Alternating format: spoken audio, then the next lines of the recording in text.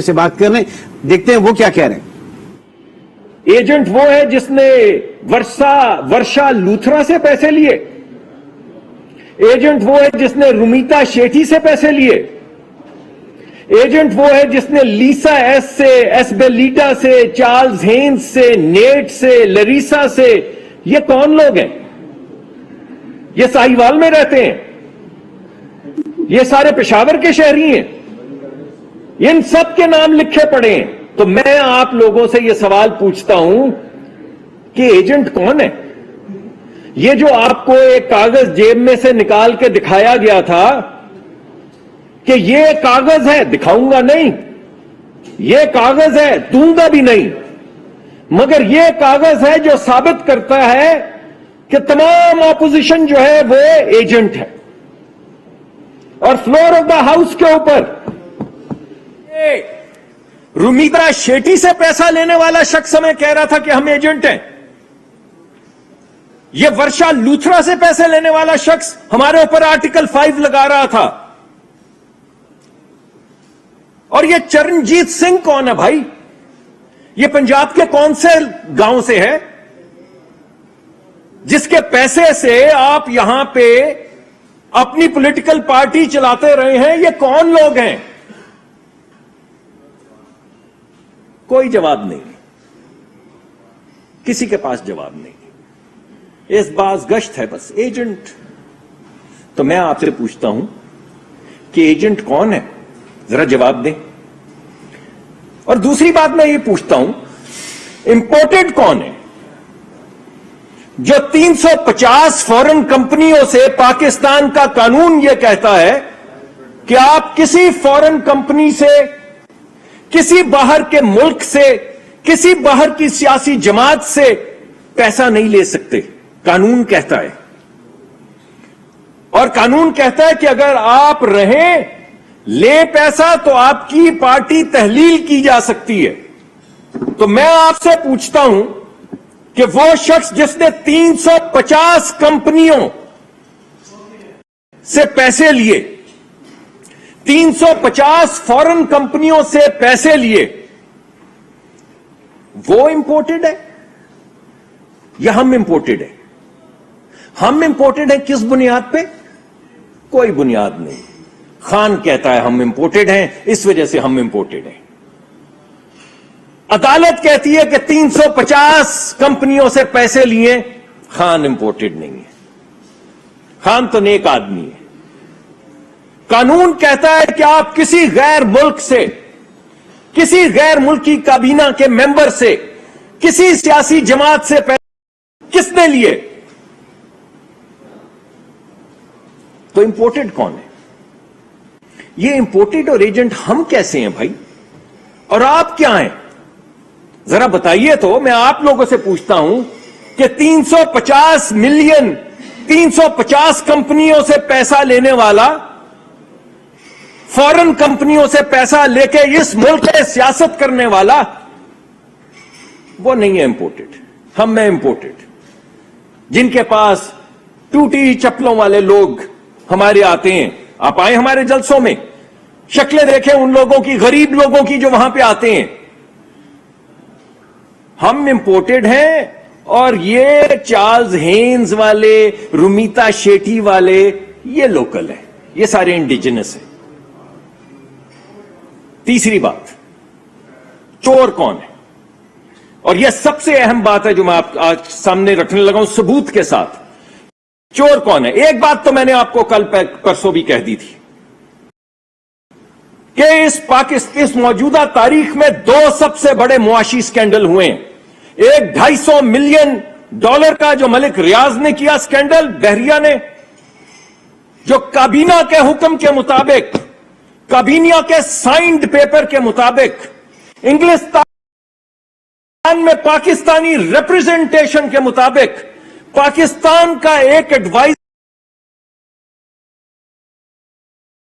انگلستان میں کاغذوں پہ جا کے وہاں کی عدالتوں میں سائن کر کے آیا ہے، اس کے مطابق وہ $250 ملین، جو 1/4 ہے اس پیسے کا جو پاکستان کو IMF سے ملنے ہیں، گفٹ کر دیا۔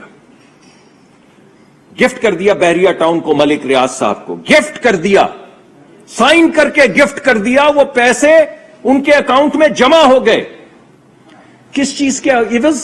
जरा कीमत देखें, जरा कीमत देखें। $250 मिलियन दे दिया 450 कनाल जमीन के लिए। 450 कनाल जमीन ली और $250 मिलियन दे दिया। खान साहब के नाम पे उनकी ज़ौजा और उनके नाम पे जमीन है और $250 मिलियन दे दिया। तो चोर कौन है?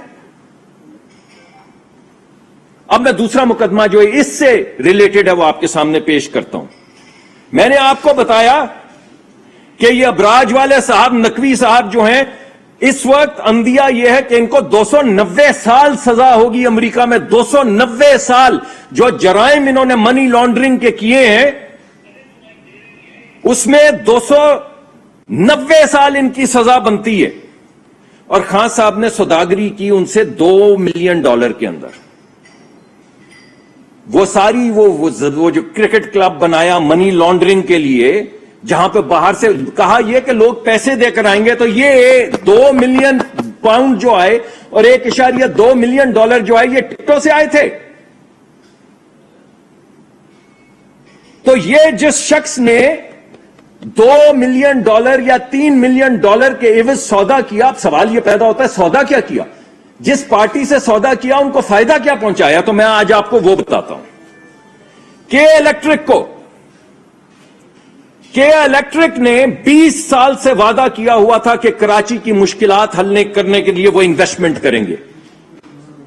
20 साल से यह मुकदमा चल रहा था कि उन्होंने इन्वेस्टमेंट करनी है, वो क्यों नहीं कर रहे? और हमने अपने दौर में करवाई। और 2020 के बाद यानी वो पैसे $2-3 मिलियन या $2-3 मिलियन पाउंड जब आ गए पीटीआई के अकाउंट में, तो क्या हुआ? एक प्रोजेक्ट जिसका नाम दतांग कोल प्लांट है, जो कराची में लगना था, कराची के लोगों को सहूलत देने के लिए, जो इन्वेस्टमेंट करनी थी कानून के तहत, कॉन्ट्रैक्ट के तहत, के इलेक्ट्रिक ने वो माफ कर दी गई। $1 बिलियन यानी 250 अरब रुपए की इन्वेस्टमेंट थी जो 2.5-3 मिलियन में बेच दी। तो चोर कौन है? असद उमर साहब सीसीओई में बैठे और उन्होंने डिक्टेट करवाया। यानी वहां पे बैठे लोगों ने कहा कि आप ये मत करें, ये 20 साल पुरानी कमिटमेंट है, इसे खत्म मत करें, ये कराची के लोगों का मुकदमा है, ये बिजली उन्होंने कॉन्ट्रैक्ट में बनानी थी, मत करें। मगर खान साहब का हुक्म था, तो असद उमर साहब कैसे टालते? वो भी बेचारे हैं। जो दतांग कोल प्रोजेक्ट, हवा में नहीं बात कर रहा हूं, नाम लेके आपको बता रहा हूं। दतांग कोल प्रोजेक्ट जो अपने आखिरी मराहिल में था, 250 अरब की कराची में इन्वेस्टमेंट जो के इलेक्ट्रिक ने करनी थी, वो माफ कर दी गई। 2020 के एंड में माफ कर दी गई। आपको याद है ना वो तस्वीर खान साहब की? वो तस्वीर याद है ना, जिसमें 7 नकवी साहब बैठे हुए हैं और अखबार में हेडिंग आ रही थी कि खान ने गारंटी दी है कि के इलेक्ट्रिक के मामलात हल हो जाएंगे। हो गए।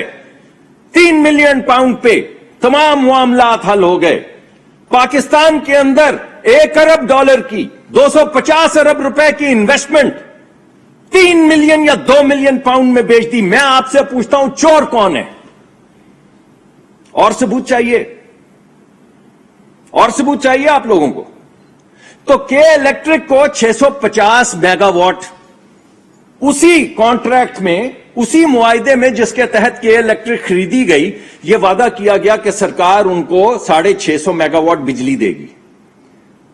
खान साहब क्योंकि बड़े आदमी हैं, दरिया दिल हैं, सूफी हैं, नेक हैं, रियासत मदीना बना रहे हैं, और बाकी शिरक विरक की तो मैं बातें नहीं करता। तो जो भी वो कर रहे हैं, उन्होंने फैसला किया कि ये 650 मेगावाट बढ़ा के 2050 मेगावाट कर दिए जाएं। आपके यहां लोड शेडिंग हो रही है, रोज हमें आप यहां बुलाते हैं, हमसे पूछते हैं लोड शेडिंग क्यों हो रही है। अब मैं आपको बताता हूं लोड शेडिंग क्यों हो रही है। کہ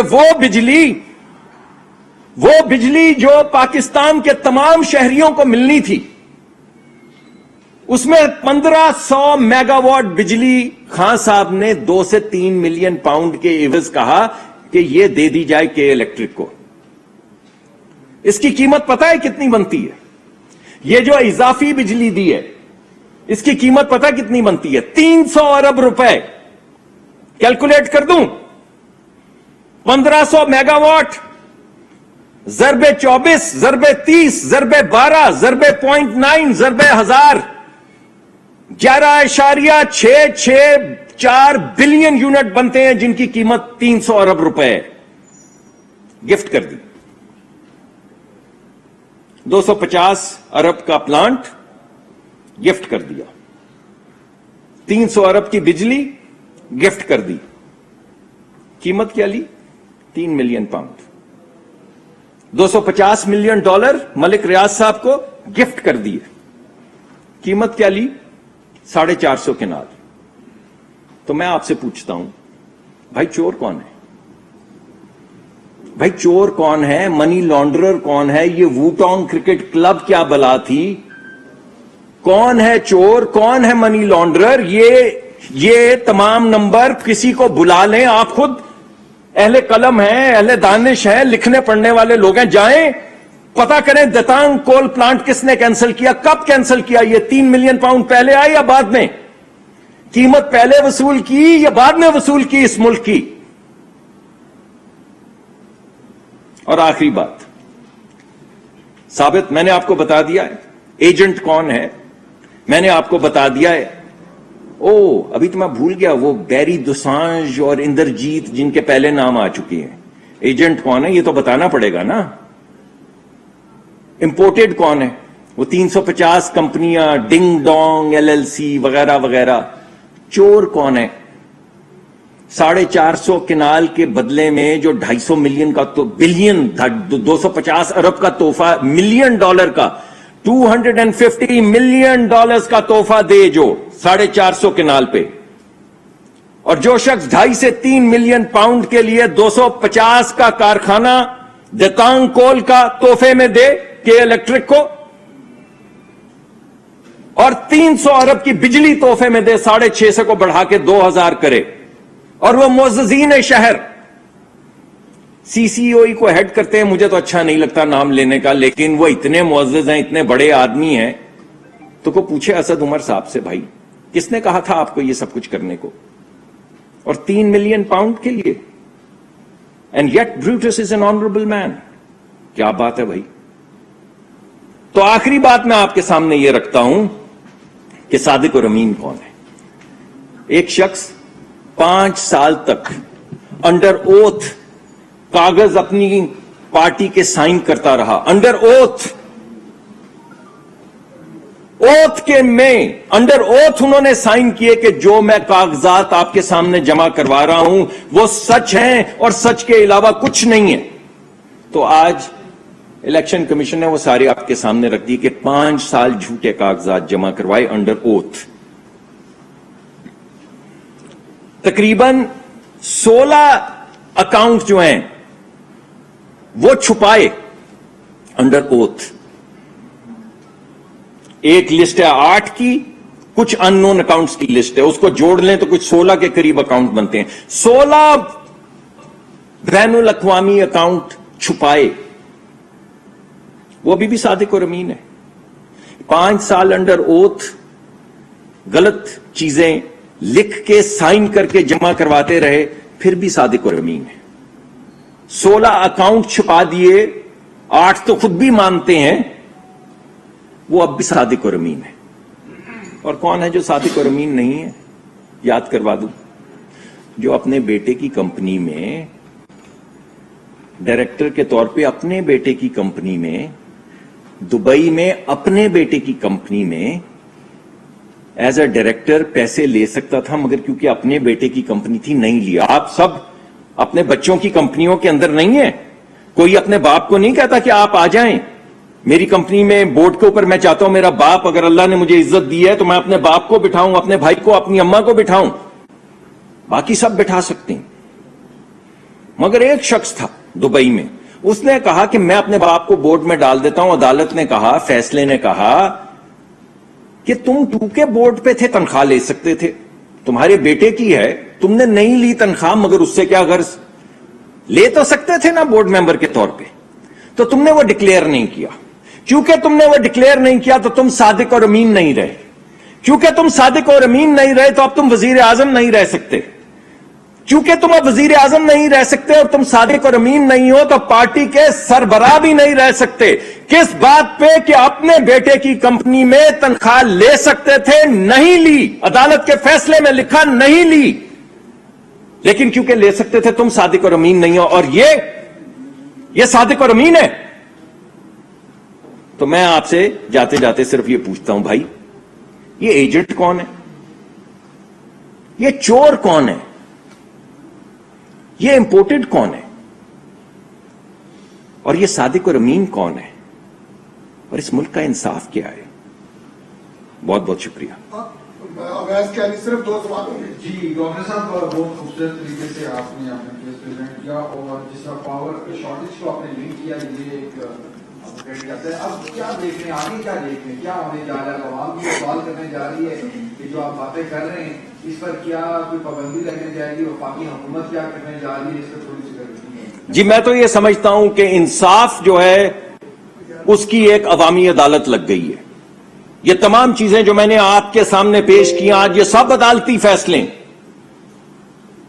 اور اب وہ عدالتی فیصلے جو ہیں وہ عوام کی عدالت میں آ گئے, اور ہم تو صرف فیصلے آپ کے سامنے پیش کر رہے ہیں اور ایک ہی بات کہہ رہے ہیں, یہ فیصلہ دیکھ لیں اور یہ فیصلہ دیکھ لیں, اور عوام فیصلہ کر لیں. تو عوام کو فیصلہ کرنے دیں. مصدق ملک صاحب, یہ بتائیے گا حکومت کو اب الیکشن کمیشن کی جانب سے جو کاپی ہے وہ مل جائے گی, حکومت کیا ارادہ رکھتی ہے, اتحادی جماعتیں بھی آپ کے ساتھ شامل ہیں, کیا ان کے ساتھ بھی مشاورت ہوگی, کس طرح سے اس سارے معاملے کو لے کر آپ آگے چلیں گے؟